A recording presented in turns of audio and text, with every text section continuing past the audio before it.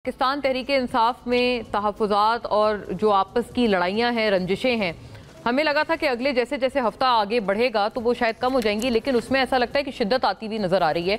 क्योंकि अब ऐसा लगता है कि जो even chairman, present day chairman है पीटीआई के, बैरिस्टर गौहर, वो भी एक तरह से इसकी जद में आ गए हैं। वो किसी को कहते हुए नज़र आ रहे हैं, सख्त बयानात देते हुए नज़र आ रहे हैं, बताते हुए ये नज़र आ रहे हैं कि वो चेयरमैन हैं, उन्होंने किसी को वजाहत नहीं देनी, बल्कि वो दीगर से वजाहत ले सकते हैं। और इमरान खान साहब के बाद अगर पार्टी में कोई आवाज़ है, किसी की अथॉरिटी है, तो वो बैरिस्टर गौहर की है as present day chairman of the party. कौन उनकी अथॉरिटी को चैलेंज कर रहा है, ये ज़रूरी सवाल उठाएंगे। वहीं दूसरी तरफ हमाद अजहर साहब कहते हैं कि जो लिस्टें सेक्रेटरी जनरल सलमान अकरम राजा साहब देते हैं कि अडियाला जेल में मुलाकातों के हवाले से सिर्फ वही मुस्तनद लिस्टें हैं, उसके अलावा जो दीगर लोग जाकर मिलते हैं वो सारे फॉर्म 47 के लोग हैं। ये आप अपनी ट्वीट पे हमाद साहब की अपनी स्क्रीन पर देख सकते हैं।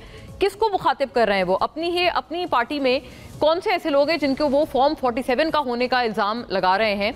हमें याद पड़ता है जो एक मुलाकात हुई थी वो तो बैरिस्टर गौहर की हुई है, बैरिस्टर अली जफर की हुई है। क्या इनको हमाद अजहर साहब फॉर्म 47 के लोग कह रहे हैं, अपने चेयरमैन के ऊपर इस तरह की तनकीद कर रहे हैं? और बैरिस्टर गौहर साहब किसको तंबी कर रहे हैं? ऐसा लगता है मामला ऑब्वियसली शिद्दत इख्तियार कर गया है। वहीं पर ये जो कशमकश है नाजरीन के पीटीआई ने या बानी पीटीआई ने इस्टेब्लिशमेंट से बात करनी है या नहीं करनी, ऐसा लगता है अब उसमें और ज़्यादा एक पीटीआई की तरफ से एक फोर्थ कमिंग या विलिंगनेस नज़र आ रही है, या बहुत ज़्यादा फोर्थ कमिंग भी है पाकिस्तान तहरीक इंसाफ के। उन्होंने बात करनी है। अब आज़म स्वाति साहब जो उन्होंने 6 मिनट का अपना वीडियो बयान पिछले हफ्ते जारी किया, उस पर हमने पूरा भरपूर प्रोग्राम किया।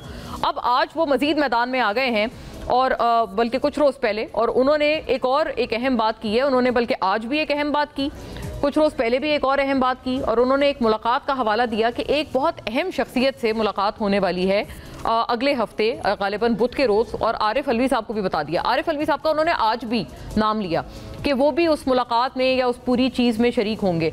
हुकूमत को परेशान होना चाहिए कि कोई दोबारा दोस्ती होने वाली है, 1 पेज पीटीआई का वापस आने वाला है, तो हुकूमत, शहबाज लेड गवर्नमेंट, क्या उनको इसके ऊपर खौफजदा होना चाहिए? वहीं दूसरी तरफ पीटीआई से भी ये सवाल पूछना लाजिम है कि जो आपका जो बयानिया था कि दरवाजे बंद हो गए हैं इस्टेब्लिशमेंट से बात करने के लिए और तमाम तर हमने रास्ते बंद कर दिए हैं, अब इनसे बात होगी ही नहीं, चैप्टर क्लोज, खुदा हाफिज, क्या वो बयानिया, इसको यू टर्न कहा जा सकता है इस पूरी पॉलिसी को?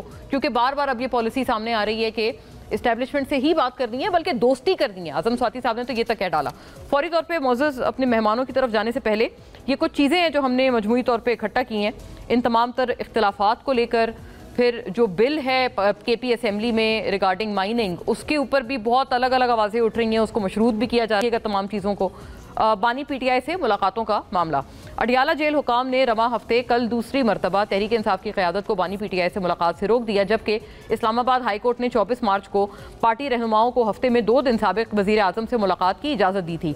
कल रहनुमा पीटीआई उमर अयूब ने जेल सुपरिटेंडेंट को भी खत लिखा, जिसमें इस्लामाबाद हाई कोर्ट के फैसले पर अमल दरामद की दरख्वास्त की।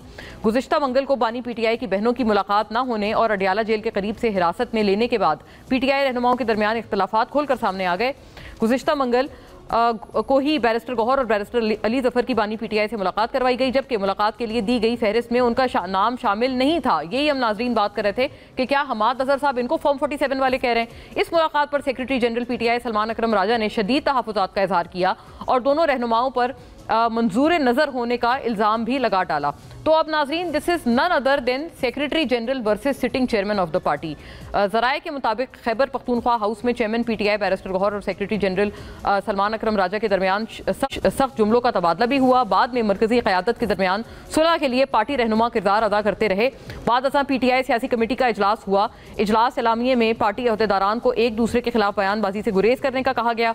खिलाफ वर्जी पर पार्टी अहदे से बरतरफी और शो कॉज नोटिस जारी होगा और उनसे जिम्मेदारियां वापस ले ली जाएंगी। एलामिये में मजीद कहा गया कि चेयरमैन से मुलाकात करने वाले अफराद मुलाकात की तफसीलात या हिदायत को मीडिया पर करने से परहेज करें। बानी पीटीआई के हुक्म के मुताबिक उनसे मुलाकात करने वाली शख्सियात उनकी हिदायत तहरीरी तौर पर पार्टी के मरकजी सेक्रेटरी इत्तलात को देंगे। वो तहरीरी हिदायत और बयानात सिर्फ और सिर्फ मरकजी सेक्रेटरी इत्तलात ही जारी करने का मजाज होगा। इनके अलावा किसी भी बयान का मुसद्दका नहीं समझा जाएगा।